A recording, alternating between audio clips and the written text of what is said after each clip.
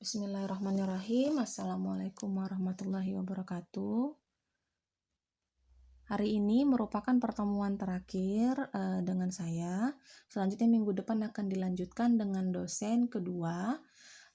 Sedangkan ujian minggu depan akan kita laksanakan di luar jadwal sehingga dosen selanjutnya bisa masuk. Di luar jadwalnya sepertinya itu hari Jumat jam 5 seperti perkuliahan terdahulu. Nah, materi kita hari ini mengenai aplikasi hidrokoloid pada produk pangan. Nah, kita telah tahu bahwa hidrokoloid itu merupakan polimer polisakarida maupun protein yang berasal dari sayuran, hewan, mikroba, ataupun komponen sintetik yang umumnya mengandung gugus hidroksil. Nah, komponen polimer ini dapat larut dalam air, mampu membentuk koloid dan dapat mengentalkan atau membentuk gel dari suatu larutan. Perdagangan hidrokoloid secara global itu cukup tinggi, di mana pertumbuhannya itu meningkat setiap tahunnya sekitar 2 hingga 3% per tahun. Nah, gelatin merupakan hidrokoloid yang paling banyak digunakan sebagai agen pembentuk massa gel. Nah, umumnya ini dihasilkan dari hewan ternak seperti sapi dan babi. Nah, dapat juga diproduksi dari kulit ikan. Nah, pengembangan hidrokoloid dari bahari ini dapat menggantikan hidrokoloid terdampak isu halal seperti gelatin yang berasal dari babi. Nah, sehingga permintaan untuk gelatin berbasis non-hewan itu meningkat, yaitu yang bisa digantikan menggantikan gelatin maksud saya ada keragenan, ada gam Arab, dan pati. Berdasarkan karakteristik yang dimiliki hidrokoloid, hidrokoloid bisa dimanfaatkan sebagai beberapa fungsi, yaitu pembentuk gel, pengental, emulsifier, perekat, penstabil, dan pembentuk lapisan film. Berikut adalah contoh-contoh jenis hidrokoloid, sumber bahan baku, dan bagian yang dapat dimanfaatkan. Kita memiliki pektin yang biasanya didapatkan dari kulit buah. Fungsinya bisa sebagai penstabil dan pengental. Lalu ada locus bean gum dari biji-bijian, dari biji pohon. Ada guar gum juga dari biji. Ada kitosan dari cangkang ataupun kulit udang. Lalu ada gam Arab. Lalu ada keragenan dari rumput laut. Nah, lalu ada santan gum, ada gilan gum, dan glukomanan. Penggunaan hidrokoloid ini biasanya berdasarkan fungsinya itu sangat menentukan regulasi apa yang harus diikuti. Nah, hidrokoloid ini sebagai bahan baku bisa digunakan dalam jumlah yang besar. Nah, sedangkan ketika kita menggunakan hidrokoloid dalam jumlah yang dikit, maka hidrokoloid tersebut digunakan sebagai bahan tambahan pangan. Nah, secara umum jenis hidrokoloid dibagi menjadi dua berdasarkan kepada fungsi dan sumbernya. Kalau sumbernya sudah kita pelajari di 2 pertemuan terakhir, sedangkan berdasarkan fungsinya, hidrokoloid terbagi menjadi 2, yaitu yang pertama, hidrokoloid yang berfungsi sebagai bahan baku, seperti kitosan dan selulosa, yang umumnya kalau bahan baku ini digunakan dalam jumlah yang besar. Sedangkan apabila dia berperan sebagai bahan tambahan pangan, itu digunakan dalam jumlah yang sedikit, seperti pektin, keragenan, santan gum, dan guar gum. Sifat pembentukan gel itu bervariasi dari satu jenis hidrokoloid ke hidrokoloid yang lain, tergantung kepada jenisnya. Gel itu umumnya mengandung 90% itu air, tapi dia memiliki sifat yang elastis dan kaku. Nah, gelasi atau pembentukan gel hidrokoloid itu terjadi karena adanya pembentukan jala atau jaringan 3 dimensi oleh molekul primer yang terentang pada seluruh volume gel.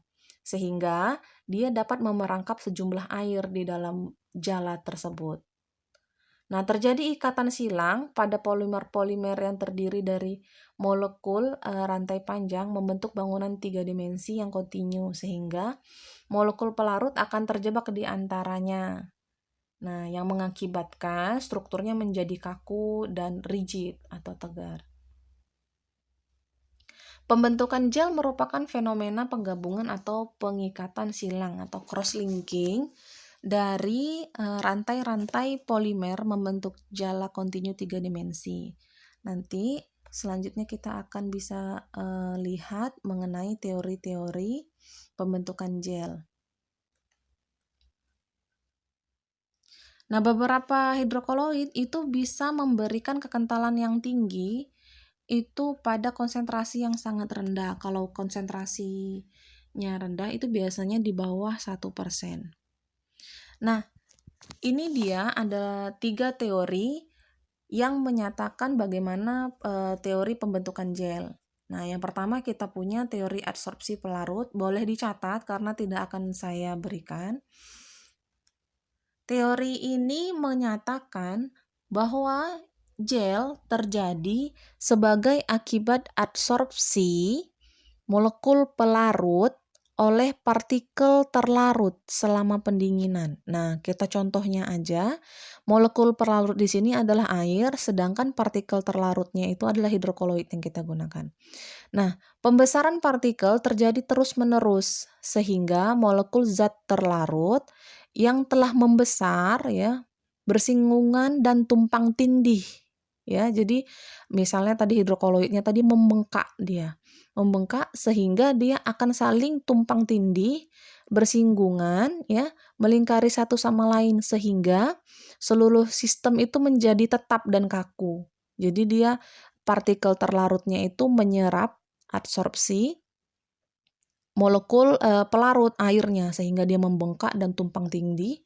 Nah, karena dia tumpang tindih ini tadi mengakibatkan sistemnya yang terjadi tadi itu campurannya itu menjadi kaku. Nah, selanjutnya ada teori jaringan 3 dimensi. Nah, teori ini menyatakan bahwa kemampuan senyawa-senyawa untuk mengadakan gelasi disebabkan oleh terbentuknya struktur berserat atau terjadinya reaksi di dalam molekul itu sendiri membentuk serat. Selama pendinginan, serat tersebut membentuk jaringan 3 dimensi. Nah, ikatan dalam jaringan 3 dimensi ini merupakan ikatan primer dari gugusan fungsional dan ikatan sekunder yang terdiri dari ikatan hidrogen atau dapat juga terjadi antara gugus alkil. Ini adalah teori jaringan 3 dimensi yang telah dibahas di slide sebelumnya tadi ya.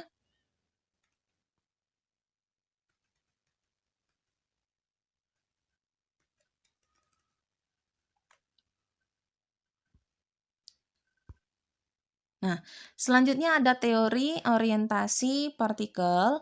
Teori ini menyatakan bahwa sisi tertentu terdapat kecenderungan bagi partikel terlarut ya dan solvent atau pelarut ya untuk berorientasi dalam konfigurasi yang tertentu melalui pengaruh gaya dengan jangkauan yang panjang seperti yang terjadi pada kristal. Nah, itu dia tadi 3 teori pembentukan gel. Nah, umumnya itu banyak mengenai jaringan 3 dimensi tadi ya. Nah, selanjutnya ada faktor yang mempengaruhi pembentukan gel hidrokoloid. Nah, yang pertama itu adalah pengaruh konsentrasi. Nah, konsentrasi hidrokoloid itu pasti berpengaruh terhadap kekentalan larutannya. Nah, pada konsentrasi yang rendah, ya biasanya itu larutannya masih bersifat Newtonian. Nah, dengan meningkatnya konsentrasi, maka sifat alirannya akan berubah menjadi non-Newtonian. Nah, karena semakin mengental ya. Selanjutnya juga ada pengaruh suhu. Nah, pada beberapa hidrokoloid, suhu akan menyebabkan penurunan kekentalan. Nah, karena itu kenaikan suhu dapat mengubah sifat aliran. Misalnya yang semula tadi non-Newtonian menjadi Newtonian. Maksudnya yang semula tadi tidak bisa mengalir menjadi bisa mengalir. Misalnya karena kan pembentukan gel itu bersifat reversibel, misalnya kita sudah membuat gel agar. Nah, apabila kita naikkan suhu, gel tadi kan sudah dingin. Kita naikkan suhu, kita panaskan kembali. Nah, yang tadinya dia dari eh, non-Newtonian sudah kaku, nah maka akan berubah menjadi non-Newtonian, menjadi mengalir kembali. Selanjutnya kita punya pengaruh pH.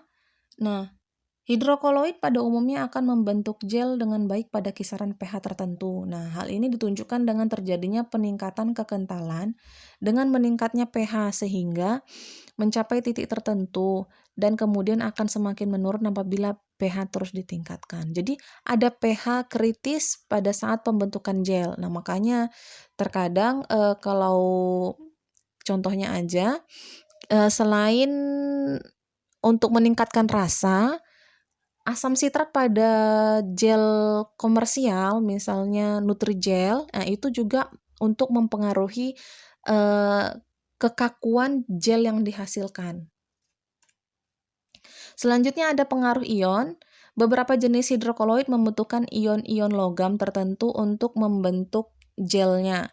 Karena pembentukan gel tersebut melibatkan pembentukan jembatan melalui ion-ion selektif. Selanjutnya ada pengaruh komponen aktif. Nah, sifat fungsional beberapa jenis hidrokoloid itu dapat dipengaruhi oleh adanya hidrokoloid lain. Nah, pengaruh ini dapat bersifat negatif karena sifat fungsional semakin berkurang dengan adanya hidrokoloid lain ataupun bersifat positif karena adanya sifat pengaruh sinergis antara hidrokoloid-hidrokoloid yang bergabung. Nah, jadi kalau kalian tonton video pendahuluan, kalian akan lihat bahwa tidak semua hidrokoloid itu bisa dicampur. Beberapa hidrokoloid itu bisa menunjukkan efek sinergis. Nah, ada juga yang malah kita kira tujuan kita adalah menggabungkan beberapa hidrokoloid untuk mendapatkan hasil yang maksimal. Tetapi bisa terjadi sebaliknya, bisa menunjukkan pengaruh antagonis yang mana yang kita kira bisa memberikan dampak yang lebih kental misalnya, tapi malah sebaliknya seperti itu. Nah, itu saja materi hari ini. Nah, selanjutnya apabila banyak pertanyaan mengenai materi hidrokoloid bisa diajukan pada pertemuan selanjutnya dengan Ibu Laflinesia. Pada pertemuan dengan Bapak Mursalin akan dibahas mengenai produk emulsi. Nah, saya rasa pada mata kuliah pilihan ini kalian harus lebih banyak belajar dan membaca hasil-hasil penelitian sehingga lebih bermanfaat untuk kalian dalam hal proses penulisan proposal kalian. Saya rasa demikian yang bisa saya sampaikan. Silakan kerjakan kuis setelah ini. Apabila masih kurang mengerti bisa diulangi videonya. Terima kasih dari saya. Assalamualaikum warahmatullahi wabarakatuh.